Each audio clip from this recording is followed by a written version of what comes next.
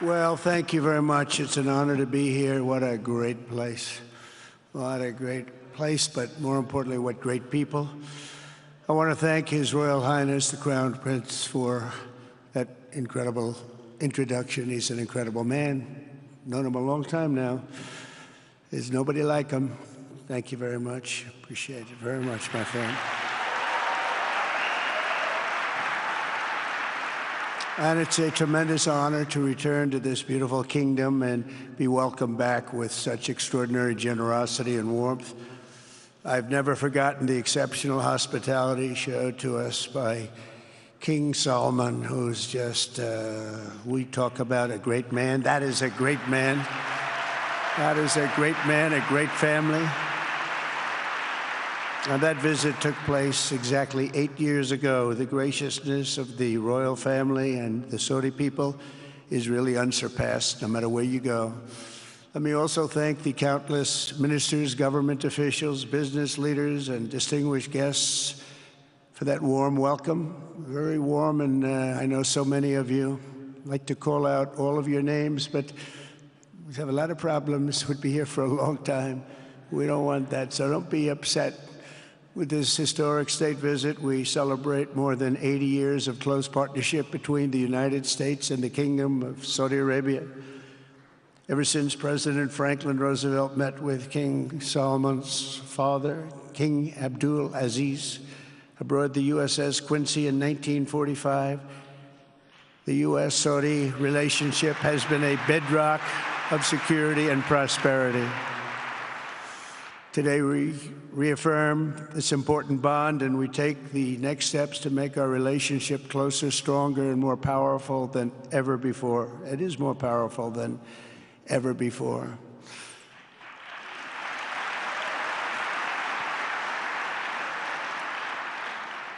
And by the way, it will remain that way. We don't go in and out like other people. It will remain that way.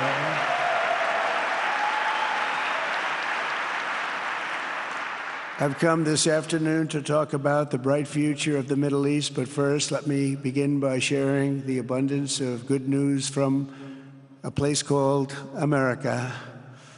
In less than 4 months, our new administration has achieved more than most other administrations accomplish in 4 years or even 8 years. We've actually done, for the most part, more.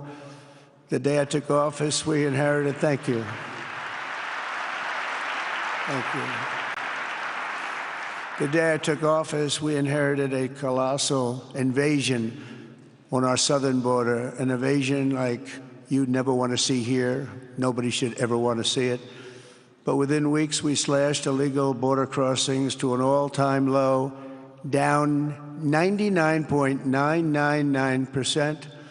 That's good, even for this great gentleman standing right in front of me. That's a good number. We had hundreds of thousands of people. They came in at the same time last year, and last month we had, in this massive border, 3 people that got in.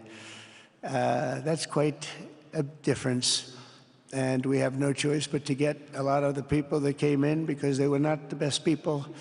They were, in many cases, very bad people. We're getting them out. We're getting them out very fast. We're bringing them back to where they came from. We have no choice. After years of military recruiting shortfalls, enlistments in the U.S. Armed Forces are now the highest in 30 years because there is such an incredible spirit in the United States of America. We have tremendous spirit again. Just about a year ago, it was a big story, front page on every paper all over the world, that nobody wanted to enlist in our military, meaning we were way under enlisted. And just last week it came out that we had the strongest enlistment. They say 30 years, but probably it's maybe ever. They don't go back that far. It's the best, and that includes police officers, firemen, everything else. Is a great spirit in the United States right now. A brand new poll from Rasmussen just showed that the number of Americans who believe the nation is on the right track, they have a right track, wrong track, is now the highest in over 20 years. And it hasn't been anything like this because for many years it was the wrong track. And I can tell you for the last 4 years it was definitely the wrong track, but it's the highest it's been in many, many years. We renamed the Gulf of Mexico into the Gulf of America. That was very popular, other than perhaps with Mexico. And most importantly for the people in this room, the days of economic misery under the last administration are rapidly giving way to the greatest economy in the history of the world. We are rocking. The United States is the hottest country, with the exception of your country, I have to say, right? I'm not going to take that on. No, Mohammed, I'm not going to take that on. Wouldn't that be a terrible thing if I made that full statement? But I will not do it. You're hotter. At least as long as I'm up here, you're hotter. But groceries, gasoline, energy, and all other prices are down with no inflation. We have no inflation, and in a few short weeks, we've created 464,000 brand new jobs. Think of that. It's almost 500,000 jobs created just in a matter of weeks. We just reached a historic trade agreement with the United Kingdom, and over the weekend we reached a breakthrough agreement with China.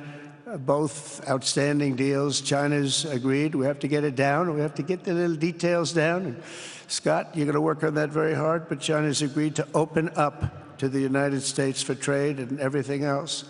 But they have to do it, so we'll see what happens. But we had a very, very good meeting with both of those countries. We are cutting 10 old regulations for every new regulation. We're getting rid of all of the red tape that is so many, frankly, countries, as they get older, they develop a lot of red tape, and we're getting rid of it. We're getting rid of it at record levels. And I'm pleased to report that the United States Congress is on the verge of passing the largest tax cut and regulation cut in American history. We think we're in good shape to get that. And if we get that, that will be like a rocket ship for our country. In the first quarter of the year, the investment in America was up an astounding 22%. More than $10 trillion of new investments have been announced or are coming just since the election on November 5th. So think of that. In a very short period of time, we have over $10 trillion, and it could be much higher than that. Not everybody comes to the White House to have a news conference that they're going to be opening up in America, but they're all coming in at numbers that we've never seen before. If you take a look at other presidencies, they wouldn't do $1 trillion sometime in years. We did this in essentially 2 months because you have to say we got into office and they gave me about a month to clean up and fix up the Oval Office, and after that we started working. And the money is pouring in, the jobs are pouring in, the companies are pouring into our country like we've never seen before. There's never been anything like it. And we let other people tariff us into losing a lot of money and a lot of jobs, and now we're tariffing them. And it's at a level that nobody's seen. It's a level that is making us a very much different country and a very different Republican Party. We won a tremendous victory in November. We won all 7 swing states, the popular vote by millions and millions of votes. The Electoral College, we won by 312 to 226. Remember, they said, well, we could get to 270. No, we got to 312. That's a big difference. And very importantly, we won counties throughout the United States, 2,660 to 451. That's why when you look at a map, they're all red. The whole country is red. Red stands for Republican. From the moment on and from the moment we started, we've seen wealth that just poured and is pouring back into America. Apple is investing $500 billion. NVIDIA is investing, and I see my friend is here. Jensen, that's very good, wherever you may be. I thank you very much, because he's putting in $500 billion. TSMC is investing. Where is Jensen, by the way? Where is he? He's standing here. Where is he? I just saw Beth. Thank you very much, Jensen. I mean, Tim Cook isn't here, but you are. What a job you've done. He said he's got 99% of the chip market. I don't know. That's a big, that's not easy to beat, but what a job you've done. Thank you. We are proud to have you in our country. You know that. Thank you for the investment. TSMC is investing $200 billion, and with this trip, we're adding over $1 trillion more in terms of investment into our country and buying our products. And, you know, nobody makes military equipment like us. We have the best military equipment, the best missiles, the best rockets, the best everything. Best submarines, by the way. Most lethal weapon in the world. In addition to purchases of $142 billion of American-made military equipment by our great Saudi partners, the largest ever. This week, there are multi-billion-dollar commercial deals with Amazon, Oracle, AMD. They're all here. Uber, Qualcomm, Johnson & Johnson, and many, many more. So I want to congratulate everybody. So many great business executives, many of you, most of you I know. And they're coming in, you know, about a month ago. They weren't that happy when they saw me. And now they're saying, sir, you're doing a great job. Thank you very much. It's amazing what a rising market will do. Oh, it's going to get a lot higher. In fact, I told people 5 weeks ago, this is a great time to buy. I got criticized for that. Now they don't criticize me anymore. People should have listened. But it's going to go a lot higher.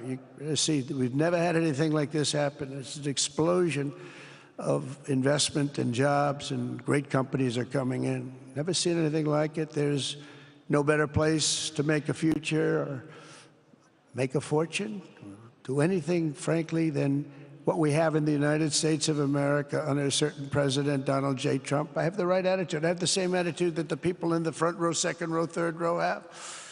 As you get back, perhaps they start to wane a little bit in terms of their view. But they understand, and we're doing what a lot of smart people would do. And we're not necessarily being politically correct. You saw what we did yesterday with health care. We've cut our health care by 50 to 90%. You're going to see drugs and pharmaceuticals come down at numbers that nobody has ever seen. And drugs, pharmaceuticals, we think will be dropping. And it'll be a redistribution of costs with other nations, which really took advantage of a very nice group of people that ran our country.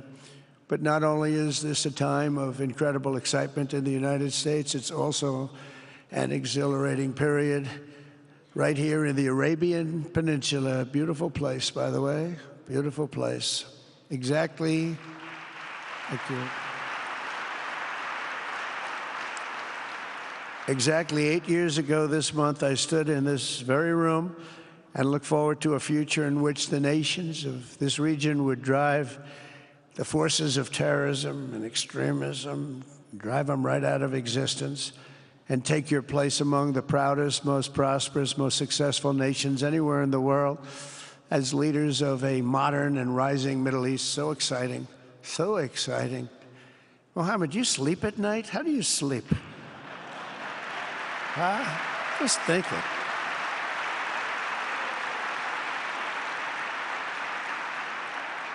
What a job. He tosses and turns like some of us. Tosses and turns all night. How do I make it even better all night? It's the ones that don't toss and turn. They're the ones that will never take you to the promised land, won't they? But you have done some job. True. But critics doubted that it was possible what you've done. But over the past 8 years, Saudi Arabia has proved the critics totally wrong. The transformation that has occurred even by these incredible business leaders. I mean, you had the biggest leaders in business anywhere in the world standing right before us. But the transformation that has occurred under the leadership of King Salman and Crown Prince Mohammed has been truly extraordinary. Such a thing has, I don't think, ever happened before. I've never seen anything at that scale happen before. And I guess, you know, maybe you could say the United States is doing pretty well too, you know, but I don't think too many people have seen that happen before. Majestic skyscrapers, the towers that I see, the difference between now and 8 years ago. And 8 years ago was very impressive, but the towers that I see rising, some of the exhibits that I was shown by Mohammed, what I've seen there is just an amazing, it's an amazing process, amazing genius of so many people, architecture, but I have a feeling I know where many of those ideas came from. Happens to be sitting right in this room right before me, but the towers and all of the different, I've seen a lot of different towers. I didn't think there's any version of a tower that I haven't seen in one form or another. Well, I just passed 4 exhibits. I have never seen anything like any of them. So it's going to be very exciting. And they sit among the ancient wonders of a growing and exciting city. It's really amazing. Riyadh is becoming not just a seat of government, but a major business, cultural, and high-tech capital of the entire world. The World Cup is here. Johnny, just stand up, John. Johnny, thank you, Johnny.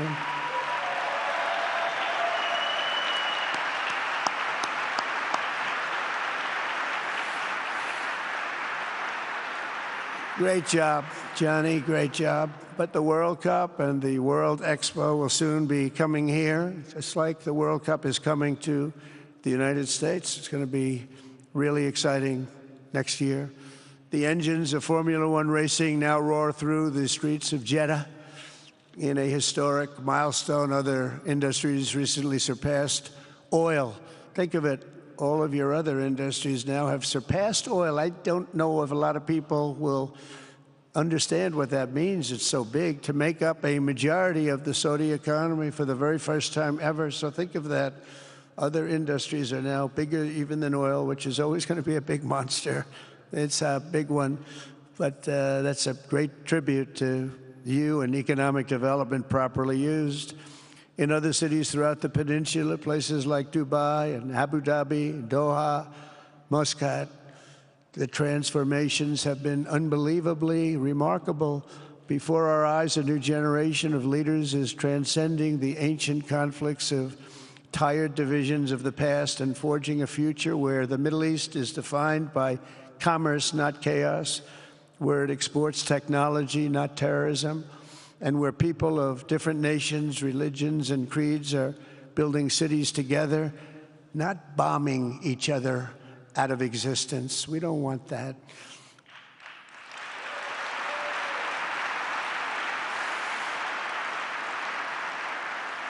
And it's crucial for the wider world to note this great transformation has not come from Western interventionists or flying people in beautiful planes giving you lectures on how to live and how to govern your own affairs. No, the gleaming marvels of Riyadh and Abu Dhabi were not created by the so-called nation builders, neocons, or liberal nonprofits like those who spent trillions and trillions of dollars failing to develop Kabul, Baghdad, so many other cities. Instead, the birth of a modern Middle East has been brought by the people of the region themselves, the people that are right here, the people that have lived here all their lives, developing your own sovereign countries, pursuing your own unique visions and charting your own destinies in your own way. It's really incredible what you've done.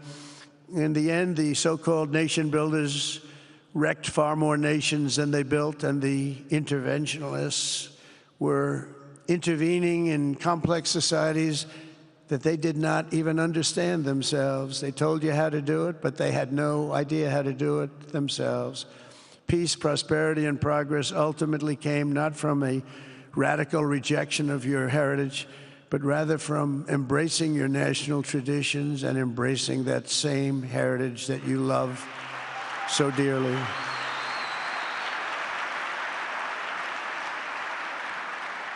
And it's something only you could do. You achieved a modern miracle, the Arabian way. That's a good way.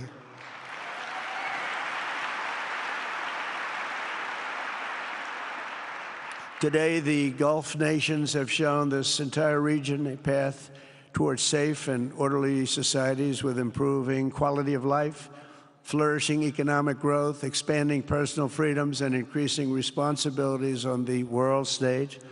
After so many decades of conflict, finally it is within our grasp to reach the future that generations before us could only dream about, a land of peace, safety, harmony, opportunity, innovation, and achievement right here in the Middle East. So beautiful. It's such a beautiful thing that's happening. I guess, the people that are here can't even really appreciate it because you see it happening, and it's when you come to a place that you haven't seen in 5 years or 10 years or 20 years that it's even more incredible. When I left office just over 4 years ago, that future seemed almost impossible, what you've done. Together we had obliterated the killers of ISIS. We wiped them out, terminated its founder and leader, al-Baghdadi. We had healed the divide in the Gulf Cooperation Council, it's a very big deal, and united the nations of the region to stand against the enemies of all civilization. We'd imposed unprecedented sanctions on Iran and starved the regime of resources to fund terror. They were unable to fund anything because they had no money left. They had no money. But the new administration came in and let them have a lot of money, and you saw what happened. It was not money well spent. And with the historic Abraham Accords that we're so proud of, all the momentum was aimed at peace, and it aimed very successfully. It's been an amazing thing, the Abraham Accords, and it's my fervent hope, wish, and even my dream that Saudi Arabia, a place I have such respect for, especially over the last fairly short period of time, what you've been able to do, but we'll soon be joining the Abraham Accords. I think it'll be a tremendous tribute to your country, and it will be something that's really going to be very important for the future of the Middle East. I took a risk in doing them, and they've been an absolute bonanza for the countries that have joined. The Biden administration did nothing for 4 years. We would have had it filled out. But it will be a special day in the Middle East with the whole world watching when Saudi Arabia joins us, and you'll be greatly honoring me, and you'll be greatly honoring all of those people that have fought so hard for the Middle East, and I really think it's going to be something special, but you'll do it in your own time, and that's what I want, and that's what you want, and that's the way it's going to be. When I left office, the only thing still standing between this region and its unbelievable potential was a small group of rogue actors and violent thugs seeking constantly to drag the Middle East backward and into havoc, mayhem, and indeed into war.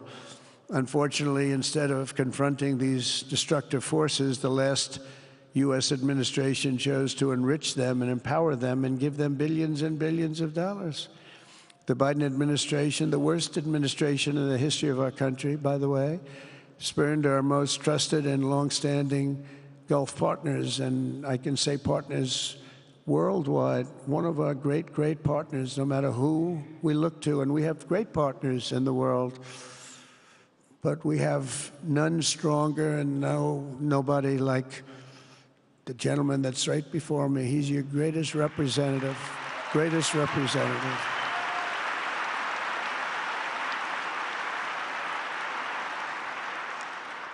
And if I didn't like him, I'd get out of here so fast.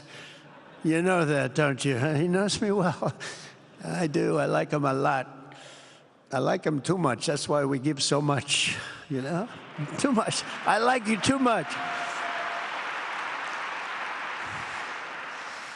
Great guy. They lifted sanctions on Iran in exchange for getting nothing, and sent the regime tens of billions of dollars to fund terror and death all over the world. And they laughed at him. They laughed at our leader. And they're still laughing at our leader. They thought him a fool.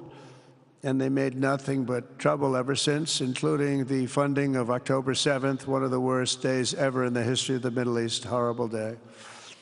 Biden removed the Houthis from the list of foreign terrorist organizations, even while missiles and drones were being launched right here at your beautiful city of Riyadh and launched at ships if they happened to be sailing in the wrong location. The Biden administration's extreme weakness and gross incompetence derailed progress toward peace, destabilized the region, and put at risk everything we had worked so hard to build together. And when you think of the great achievements that you've made, to do it in light of a pretty hostile administration, an administration that was not a believer, it makes your achievements even greater. Makes them even greater, you know that. But in a few short months since taking office, we have achieved the swift return of American strength at home and abroad, now working with the vast majority of people in this region who seek stability and calm. Our task is to unify against the few agents of chaos and terror that are left and that are holding hostage the dreams of millions and millions of great people. The biggest and most destructive of these forces is the regime in Iran, which has caused unthinkable suffering in Syria, Lebanon, Gaza, Iraq, Yemen, and beyond. There could be no sharper contrast with the path you have pursued on the Arabian Peninsula than the disaster unfolding right across in the Gulf of Iran. Think of that. They wanted to name it that. I said, they're not going to let them do that. Do you mind if I stop that? I stopped it. We're not going to let that happen.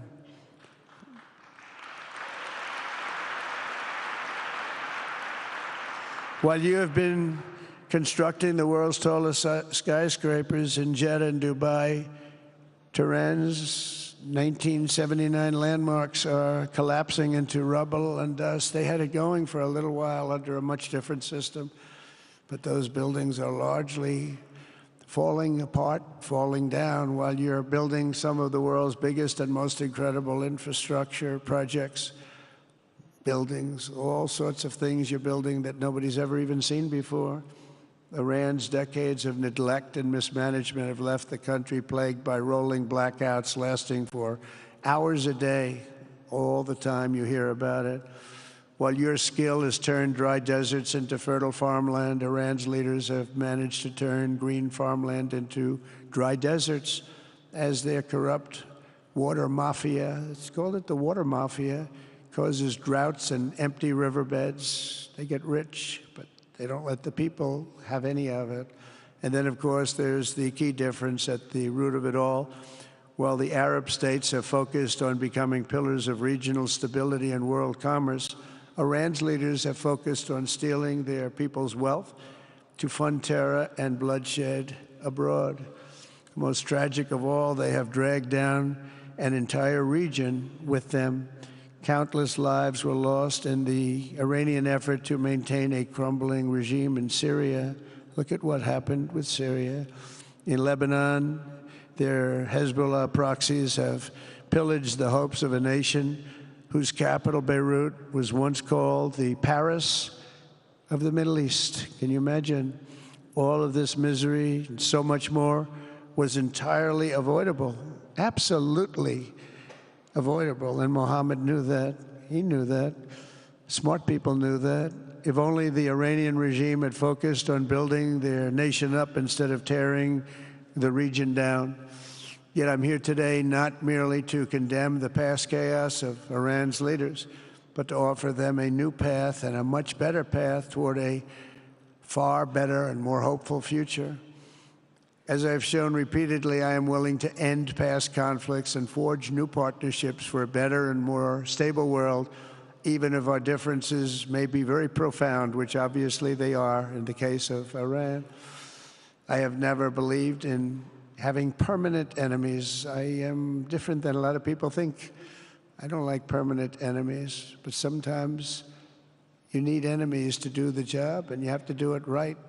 Enemies get you motivated. In fact, some of the closest friends of the United States of America are nations we fought wars against in generations past, and now they're our friends and our allies. I want to make a deal with Iran. If I can make a deal with Iran, I'll be very happy if we're going to make your region and the world a safer place. But if Iran's leadership rejects this olive branch and continues to attack their neighbors, then we will have no choice but to inflict massive, maximum pressure, drive Iranian oil exports to zero like I did before.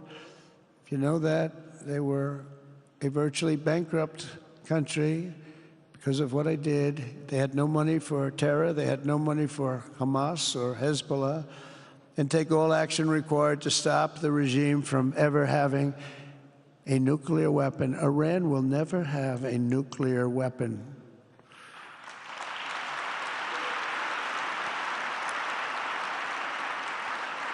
But with that said, Iran can have a much brighter future, but will never allow America and its allies to be threatened with terrorism or nuclear attack.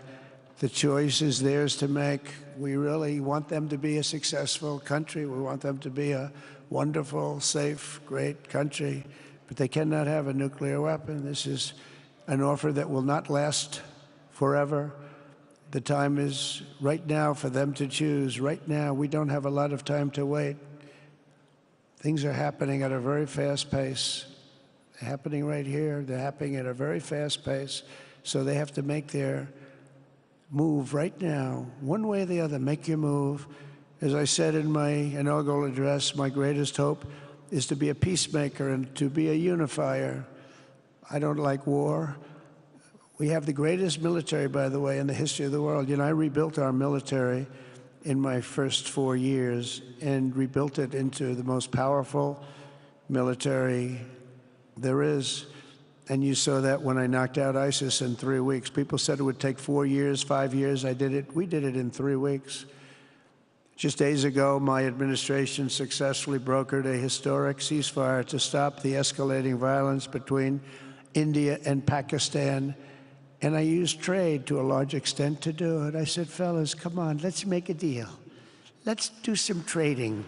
Let's not trade nuclear missiles. Let's trade the things that you make so beautifully. And they both have very powerful leaders, very strong leaders, good leaders, smart leaders. And it all stopped. Hopefully it'll remain that way, but it all stopped. I was very proud of Marco Rubio and all of the people that worked so hard. Marco, stand up. What a great job you did on that. Thank you, J.D. Vance, Marco. The whole group worked with you, but it was a great job. And I think they're actually getting along. Maybe we can even get them together a little bit, Marco, where they go out and have a nice dinner together. Wouldn't that be nice? But we've come a long way, and it could be, you know, millions of people could have died from that conflict that started off small and was getting bigger and bigger and bigger by the day. I've also been working relentlessly to end the terrible bloodshed between Russia and Ukraine, and very importantly, talks are being held in Turkey later this week, probably on Thursday, and they could produce some pretty good results. Our people are going to be going there. Marco's going to be going there. Others are going to be going, and we'll see if we can get it done. 5,000 people, young people for the most part, soldiers from Ukraine, soldiers from Russia. They're not from here and they're not from the United States, but they're souls. They're souls. I think usually, mostly, they're young, beautiful souls that left their parents waving goodbye, left their brothers and sisters. Goodbye, I'll see you soon. And they got blown to pieces.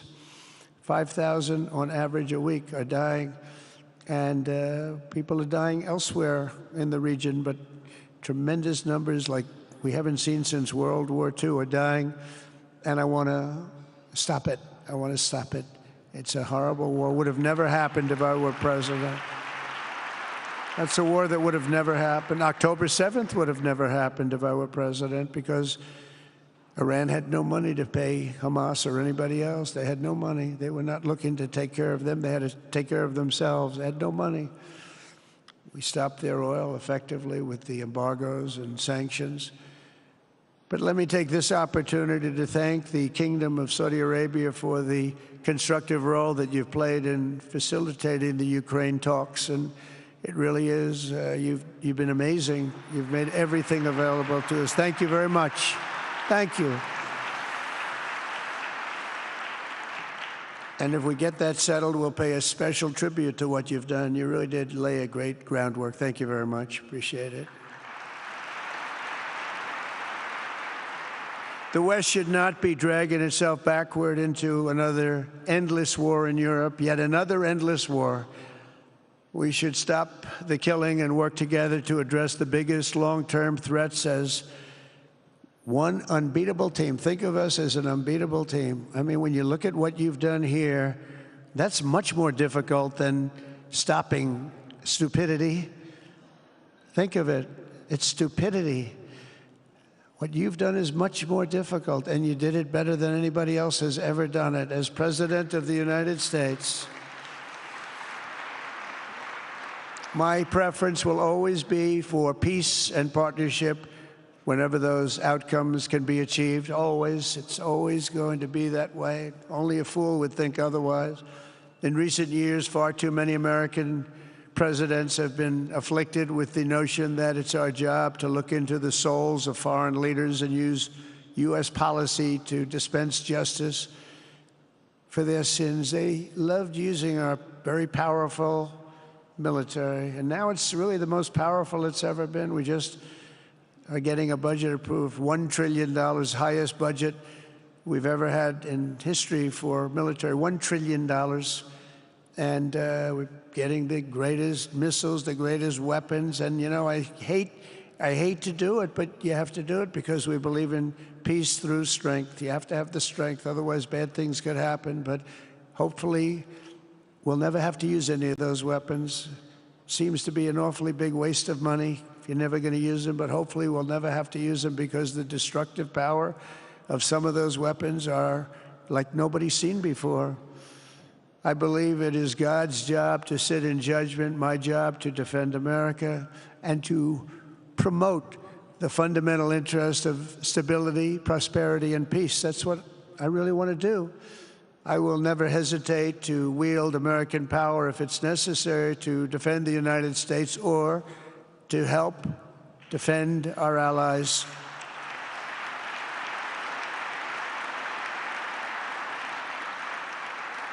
And there will be no mercy for any foe who tries to do us or them harm. We will have no mercy. They understand that. That's why I've been pretty lucky. A lot of people think, you know, he's looking to fight. He's looking to fight, and things get settled. It's an amazing thing when they really think you mean it.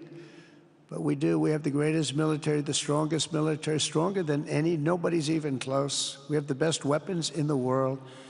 But we don't want to use them. If you threaten America or our partners, however, then you'll be faced with overwhelming strength and devastating force. We have things that you don't even know about, you don't hear about, and if you did, you'd say, wow. In recent weeks, following repeated attacks on American ships and freedom of navigation in the Red Sea, the United States military launched more than 1,100 strikes on the Houthis in Yemen. As a result, the Houthis agreed to stop. They said, we don't want this anymore. It's the first time you've heard that from them, too. They're tough. They're fighters. But just days ago, we were asked to cease targeting commercial. They were not going to be targeting commercial ships in any way, shape, or form, or anything American. And they were very happy that we stopped. But we had 52 days of thunder and lightning like they've never seen before. This was a swift, ferocious, decisive, and extremely successful use of military force. Not that we wanted to do it, but they were shooting down ships. They were shooting at you. They were shooting at Saudi Arabia. We don't want them shooting at Saudi Arabia, if that's okay. So we hit them hard. We got what we came for, and then we got out. Since January 20th, the U.S. military has terminated 83 terrorist leaders operating across Iraq, Syria, and Somalia, including ISIS's #2 global leader. You read about that just recently. With the help of Pakistan, we apprehended the ISIS terrorists responsible for the attack on 13 American service members at Abbey Gate, that horrible, horrible disaster. During this Afghanistan withdrawal, you know, that's another thing that we don't even think about so much anymore. 13 died, but 42 were horribly wounded. But hundreds of people died overall, because I count the people on the other side. Hundreds of people just grossly incompetent. It's probably why Putin decided to go into Ukraine, something he never would have done if I were president. But we wouldn't have had the problems of October 7th if I were president. We wouldn't have had Ukraine, Russia if I were president. We wouldn't have had Abbeygate because there wouldn't have been any reason we were getting out, but we were getting out with dignity and with strength and power.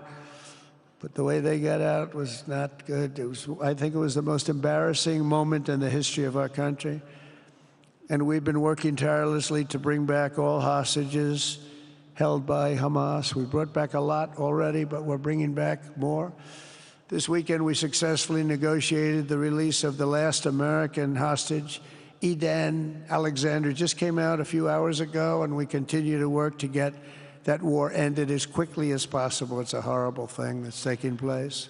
All civilized people must condemn the October 7th atrocities against Israel, which would never have happened again if you had probably a different president, but definitely if you had me as president. The people of Gaza deserve a much better future, but that will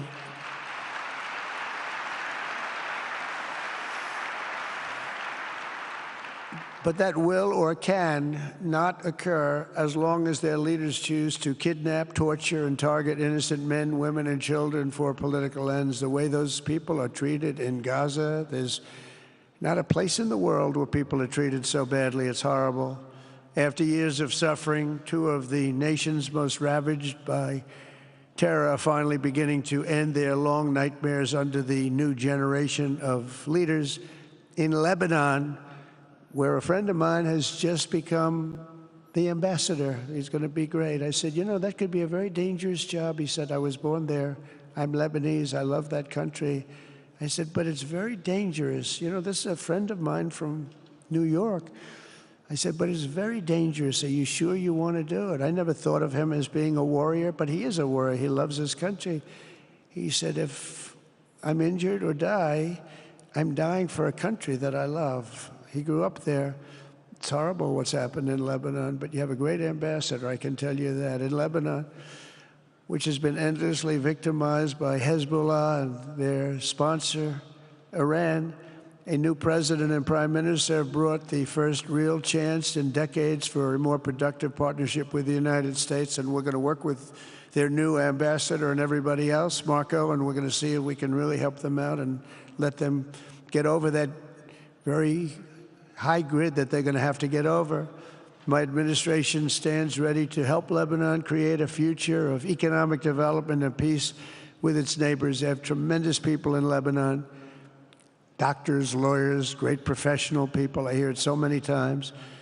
Likewise, in Syria, which has seen so much misery and death, there is a new government that will hopefully succeed in stabilizing the country and keeping peace. That's what we want to see in Syria. They've had their share of travesty, war, killing, many years. That's why my administration has already taken the first steps toward restoring normal relations between the United States and Syria for the first time in more than a decade.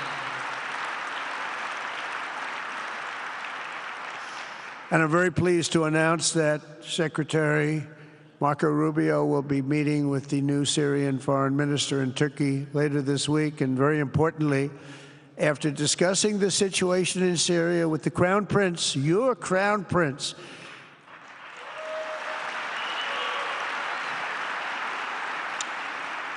and also with President Erdogan of Turkey, who called me the other day and asked for a very similar thing, among others, and friends of mine, people that I have a lot of respect for in the Middle East, I will be ordering the cessation of sanctions against Syria in order to give them a chance at greatness.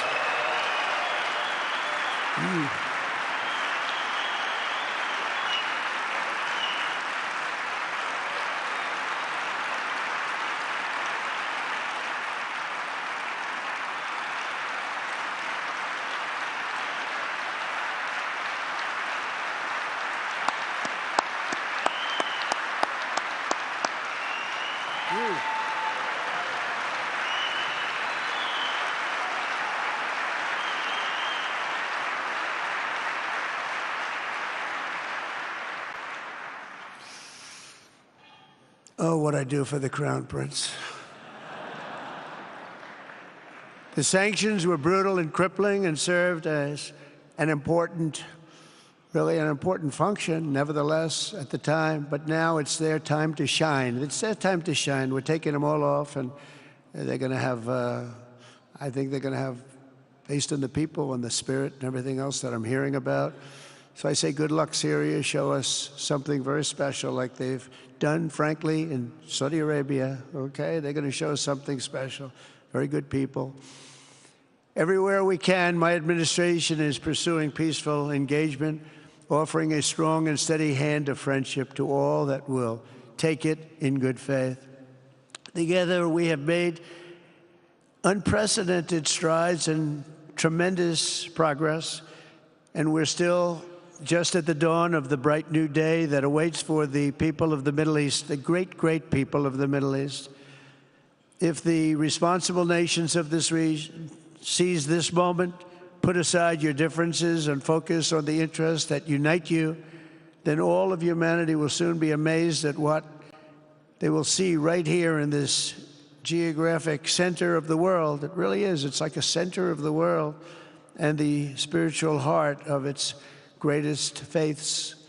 For the first time in 1,000 years, the world will look at this region not as a place of turmoil and strife and war and death, but as a land of opportunity and hope, just like you've done right here, a cultural and commercial crossroads of the planet.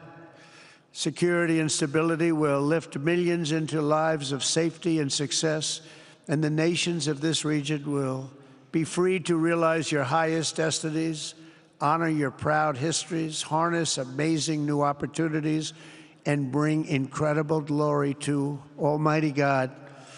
People will come from all over the globe to be inspired by the cities you build, the businesses you create, the technologies you invent, and the beauty, talent, and potential you unleash right in the hearts of your citizens. Each of you will be able to take tremendous pride in the legacy you will leave to your children, because you will have given them the ultimate blessings of prosperity and peace, so important. In the United States, we've launched the golden age of America. It's the golden age. We see it. We see it with all that money, trillions and trillions of dollars pouring in, hundreds of thousands of jobs coming in with it.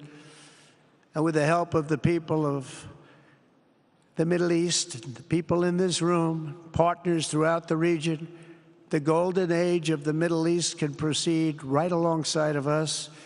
We will work together. We will be together. We will succeed together. We will win together. And we will always be friends.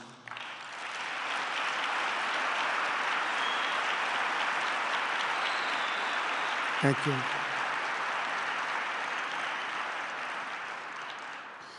So, Mohammed, I want to thank you again very much for having me. And as a representative of what I think is the greatest nation in the world, we are with you all the way, and you have a tremendous future. Thank you very much. And please pay my respects to your father. Thank you very much. Thank you.